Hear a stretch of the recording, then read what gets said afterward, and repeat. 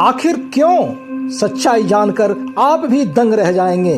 सनातन हिंदू धर्म के महान संत जगत गुरु आदि शंकराचार्य का यह सिद्धांत कि ईश्वर यानी कि परब्रह्म केवल एक है जो सर्वोच्च है के बावजूद भी हम सनातनी हिंदू कई प्रकार के देवी देवताओं की पूजा क्यों करते हैं। और आदि शंकराचार्य के अनुसार ही यदि ईश्वर निराकार, अजन्मा और अविनाशी है तो फिर हम सनातनी उनके साकार स्वरूप अथवा उनकी मूर्ति बनाकर पूजा क्यों करते हैं। आज के सो कॉल्ड अन्य धर्म वाले भी हमारे इस प्रकार की मूर्ति पूजा को गलत क्यों बताते हैं। ये उनकी संकीर्ण मानसिकता है अथवा उनकी अल्प बुद्धि। धर्म और पंथ में क्या अंतर है? सनातन को ही विश्व का एकमात्र धर्म क्यों माना जाता है? आइए इन सभी प्रश्नों का उत्तर विस्तार से जानने की कोशिश करते हैं।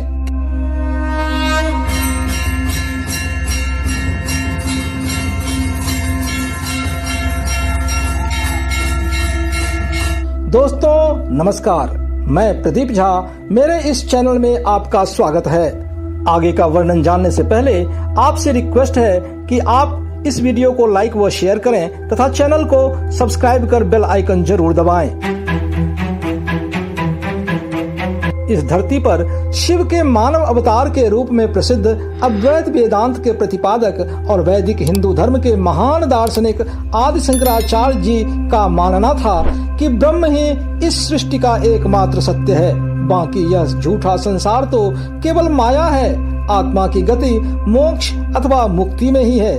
ब्रह्म जो कि शिव है वह दरअसल निराकार, अजन्मा और अविनाशी है। सभी चर अचर प्राणी, देवता, दानव, गंधर्व, यक्ष इत्यादि उसी शिव स्वरूपी अदृश्य सर्वोच्च सत्ता के विभिन्न रूप हैं। ईसा से लगभग 500 वर्ष पूर्व ही दक्षिण भारत के केरल राज्य में जन्मे आदि शंकराचार्य जी ने कश्मीर से कन्याकुमारी तक कई पंथों व संप्रदायों में बटे सनातनियों को वैदिक हिंदू धर्म की एकता की डोर में बांधकर 32 वर्ष की आयु में केदारनाथ धाम में समाधि लेकर अपना देह त्यागा था। आदि शंकराचार्य जी के ही अद्वैतवाद और अहम ब्रह्मास्मि के सिद्धांत को बल देते हुए लगभग 500 वर्ष बाद पश्चिमी दुनिया में ईसाई धर्म का प्रचार प्रसार हुआ और उसके लगभग 700 वर्ष बाद पश्चिमी एशिया क्षेत्र में इस्लाम का उदय हुआ। ये दोनों पंथ एक ही ईश्वर की सर्वोच्च सत्ता को मानते हैं जिसे ईसाई गॉड और इस्लाम अल्लाह कहता है। दूसरे शब्दों में गॉड या फिर अल्लाह की अवधारणा कोई नई बात नहीं थी, बल्कि आदि शंकराचार्य के अद्वैतवाद यानी कि ईश्वर केवल एक है जो सर्वोच्च है के ही सिद्धांत पर आधारित है। वो अलग बात है कि उन लोगों ने अद्वैतवाद के इस प्रतिपादन को न जाने क्यों एक संकीर्ण दायरे में सीमित कर लिया और वैदिक हिंदू धर्म के इस विचारधारा से अपने आप को बिल्कुल अलग दिखाने का प्रयास किया। पर इस परम सत्य को कोई झुठला नहीं सकता कि विश्व के इन प्रमुख पंथों की उत्पत्ति का मुख्य आधार मूल रूप से वैदिक हिंदू धर्म के महान दार्शनिक आदि शंकराचार्य जी के अद्वैतवाद का सिद्धांत ही है। इसीलिए तो सनातन हिंदू धर्म को ही विश्व के सभी पंथों व संप्रदायों का जननी कहा जाता है। अब आपके मन में निश्चय ही एक प्रश्न उठ रहा होगा कि आदि शंकराचार्य ने जब अद्वैतवाद यानी कि ईश्वर केवल एक है का सिद्धांत दिया और हम सनातनियों ने इस सिद्धांत को सहर्ष स्वीकार भी कर लिया, तो फिर हम सनातनी हिंदू अलग अलग देवी देवताओं की आराधना क्यों करते हैं। इतना ही नहीं बल्कि हम तो इन देवी देवताओं का भौतिक स्वरूप अथवा मूर्ति बनाकर पूजा भी करते हैं। ऐसा क्यों है? जब आदि शंकराचार्य जी ने ईश्वर को निराकार, अदृश्य, चेतना स्वरूप पर ब्रह्म कहा है जो एकमात्र सर्वोच्च शक्ति है, तो फिर ये आडंबर क्यों?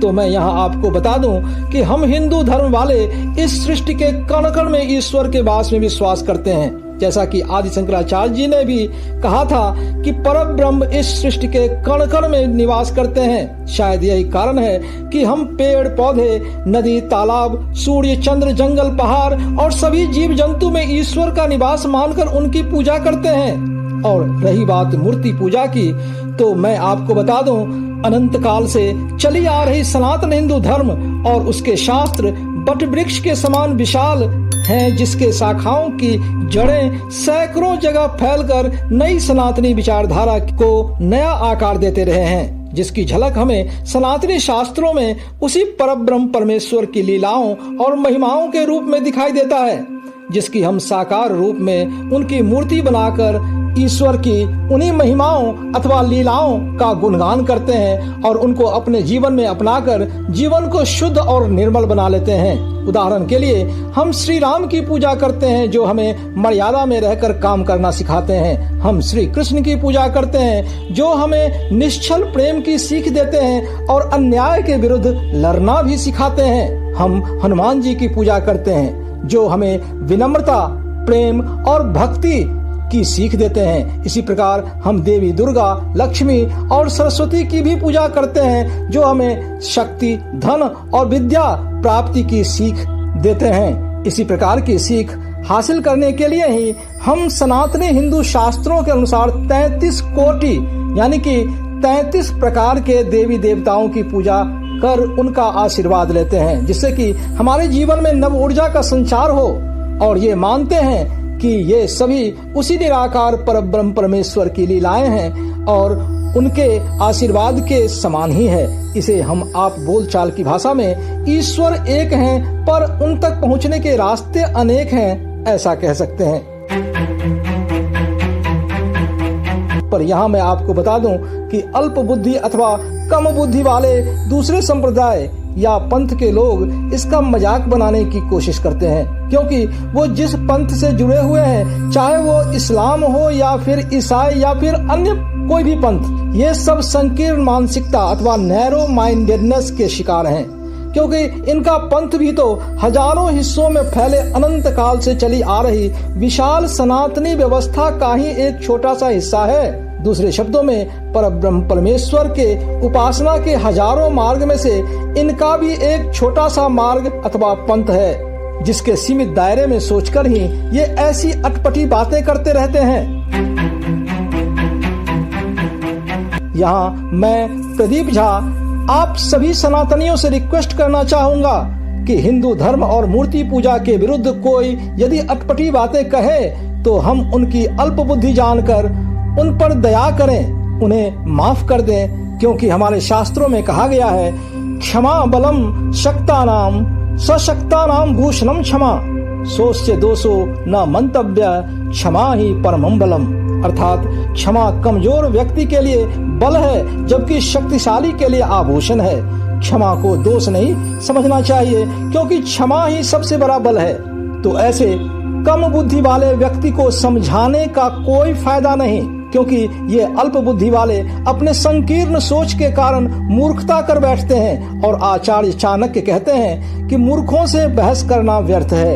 यही कारण है कि उनको अपने पंथ के लोगों की संख्या बढ़ाने के लिए धर्मांतरण करने पड़ते हैं और अन्य कई तरह के हथकंडे अपनाने पड़ते हैं। दोस्तों, यहाँ पर मैंने उन ईसाई, इस्लाम एवं अन्य धर्मों के लिए धर्म नहीं बल्कि पंथ शब्द का प्रयोग किया है, क्योंकि जैसा कि आदि शंकराचार्य जी ने बताया कि धर्म तो केवल एक ही है जो सनातन है, शाश्वत है और सत्य है। बाकी सब तो ईश्वर की उपासना के छोटे छोटे मार्ग अथवा पंथ हैं। दोस्तों, अब तो आप समझ ही गए होंगे कि हम सनातनी हिंदू प्रकृति और मूर्ति की पूजा क्यों करते हैं और इसका महत्व क्या है, साथ ही अन्य सो कॉल्ड धर्मों की सच्चाई क्या है। इस प्रकार मैं प्रदीप झा जगत गुरु आदि शंकराचार्य जी को बार बार नमन करता हूँ, जिन्होंने अद्वैतवाद का अमूल्य सिद्धांत देकर निराकार परब्रह्म परमेश्वर से हमारा परिचय करवाया। हमारी आने वाली वीडियोज में इसी प्रकार की सनातनी परंपरा व विरासत के बारे में विस्तार से बताया जाएगा। अतः आपसे रिक्वेस्ट है कि आप मेरे इस चैनल को सब्सक्राइब कर बेल आइकन जरूर दबाएं। गर्व से कहो हम हिंदू हैं। जय हिंद, जय जय सिया राम।